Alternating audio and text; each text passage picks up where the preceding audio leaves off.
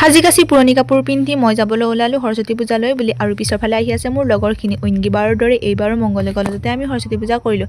আৰু এয়া হৈছে মংগলে কলেজৰ গেটটো। আহিলোঁ আৰু আহিয়ে দেখা পালোঁ যে জুবিন দাৰ কাৰণে শ্ৰদ্ধাঞ্জলি জনাই থৈছে। এয়া হৈছে জুবিন দা, জয় জুবিন দা। জুবিন দা সদায় আমাৰ মাজত অমৰ হৈ ৰওক। আৰু এয়া হৈছে সৰস্বতী মা ওচৰত আমি ৰ'লো অলপ আশীষ ল'বৰ কাৰণে। এইফালে হোমৰ ফুটা পৰি আছে, লাইন পাতি একদম হোমৰ ফুটা ল'ব লগা হৈছে। আহিলোঁ অলপ ডেক'ৰেশ্যন কিবা কৰিছে নেকি চাওঁ। পিছে সকলোফালে ডেক'ৰেশ্যনটো কৰিছে, কিন্তু ইয়াতো লাইন পাতি আছে ফটো উঠিবৰ কাৰণে। ময়ো লাইন পাতি দিলোঁ ফটো উঠিবৰ কাৰণে লগৰখিনিৰ লগত। আৰু আমিও লাইন পাতি এখন দুখন কিবা এটা ফটো উঠিলোঁ। তাৰ পাছত গ'লোঁ সৰস্বতী মাৰ প্ৰসাদ খাব যাওঁ বুলি।